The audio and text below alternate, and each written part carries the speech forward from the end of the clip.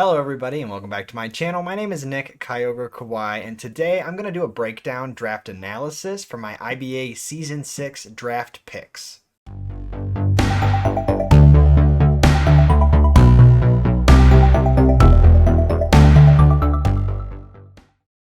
Okay, so first off, let's take a look at what a Pokemon Draft League is. This is IBA Season 6. So we've been doing this for a while, but this is the very first draft league we are doing for the IBA in Scarlet and Violet, and my first kind of competitive draft league in Scarlet Violet in general as well. So the draft is basically there's 120 points each person has, and Pokemon, there's tiers ranging from 18 points to 1 point, and all players draft 10 to 12 Pokemon, and also a Terra type that does not have a point value.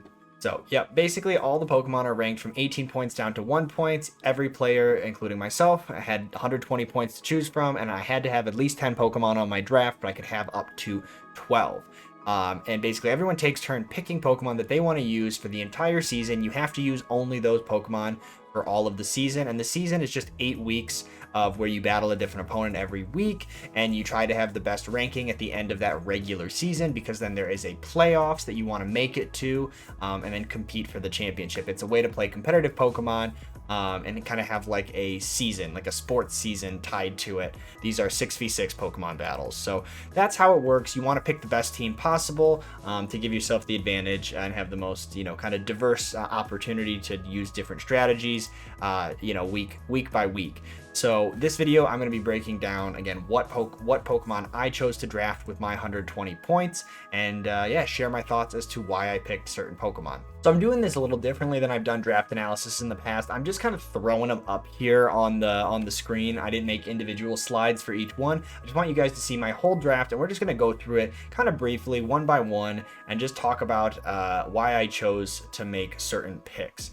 I think it's in the right order. Like, I think I drafted Sylveon first, but now I'm gonna double check that because that actually doesn't seem right. No, I did. I chose that first. For some reason.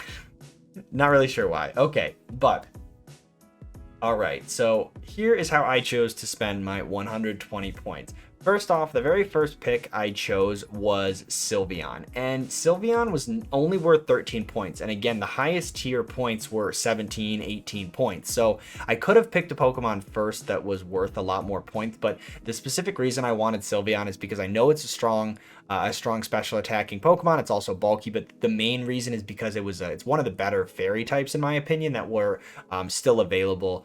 Flutter Mane was available, and that was already taken. So looking at like the rest of the fairy types on the draft, I didn't see that many strong ones. So I was like, I need a good fairy type. Fairy type is just an amazing type to have in Pokemon competitive battles. So I went ahead and snagged me Sylveon right over here.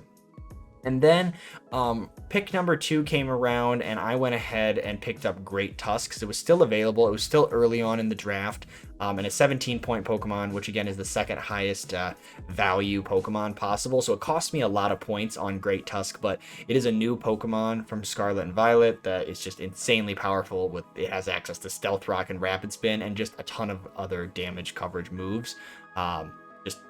Does a lot. It's got crazy good stats too. It's one of those Paradox Pokemon that has the awesome ability Photosynthesis, so pretty much a no-brainer there. And the only reason, again, I didn't grab it first is because I really wanted to make sure I had a good fairy type, and then I picked up Great Tusk because it was still available and a really, really good Pokemon.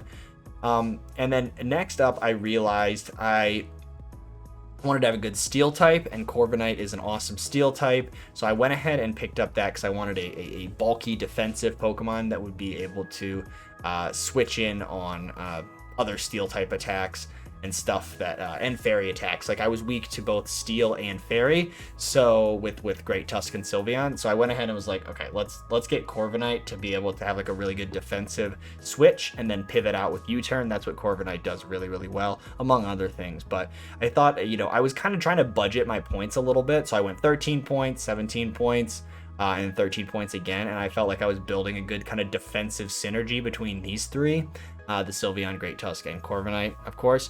And then Next up was Hydreigon. At this point in the draft, I remember that I just wanted a dragon type, and a lot of the good ones were already taken. So I thought it would be good to just have a strong and fast dragon type, and I like using Hydreigon because it's got a lot of good moves. It's got physical and special moves. Just got a pretty cool move set, and I enjoy using it. Then I went ahead and picked up Torkoal because I wanted a fire type. I wanted another Pokemon to be able to set up Stealth Rocks and use Rapid Spin. So now I have two Pokemon with both Stealth Rocks and Rapid Spin in Torkoal and Great Tusk. So I wanted to have multiple options there. So I didn't feel like I always needed to run those two moves on. Great Tusk was kind of why I thought Torkoal was great. The synergy of having the Drought ability with Torkoal, it sets up the Photosynthesis ability with Great Tusk, like they're just made for each other. So that was great.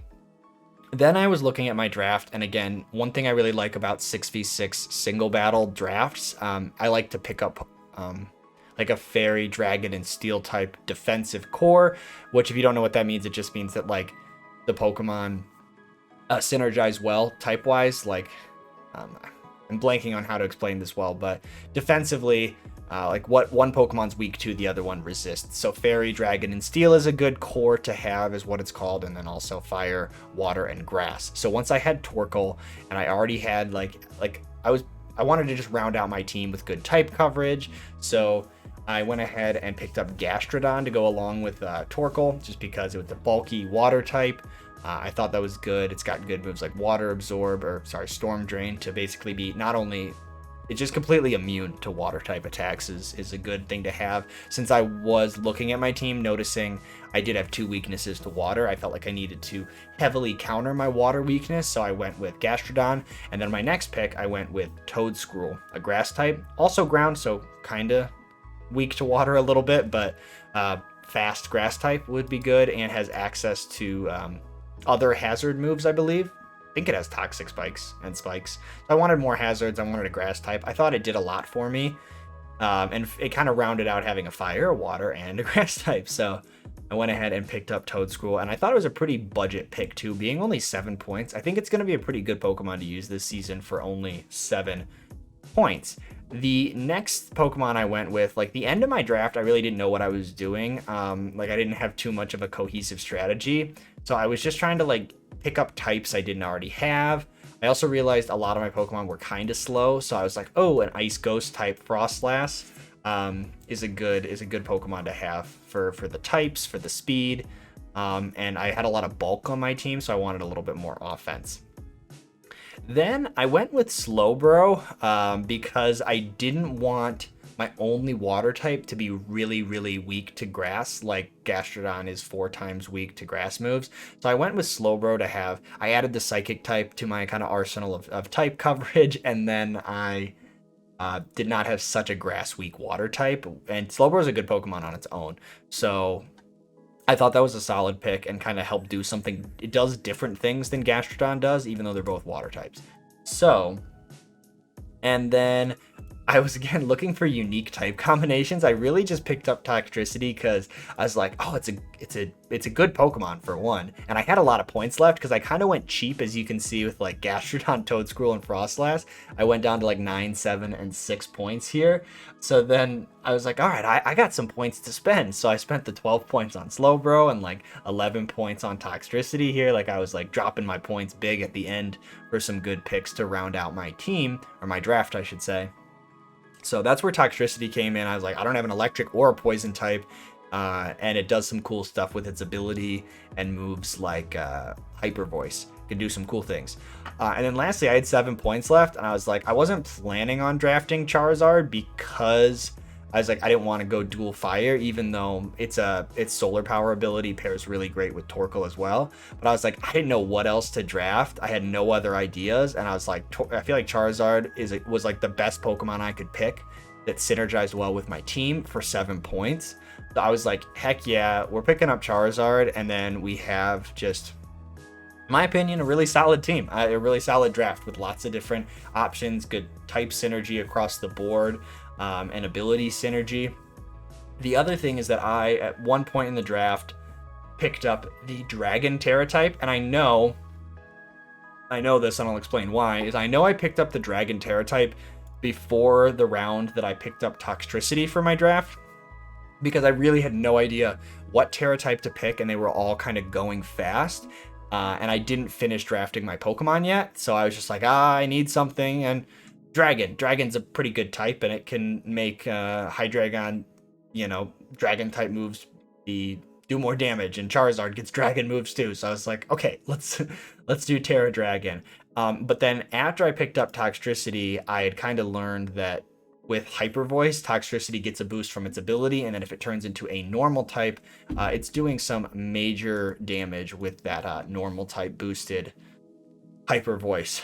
So I was like, okay, if I can change my type to normal, that will be awesome. So after the draft, we had like a kind of a free transaction period for 24 hours where we could make changes with what was still available. So the normal Terra type was still available at the end of the draft, and I went ahead and picked that up instead of the Dragon Terra type. So that was kind of a long tangent to explain that, but that is why I ended up with these Pokemon and why I picked them, and that is how I ended up with the normal Terra type.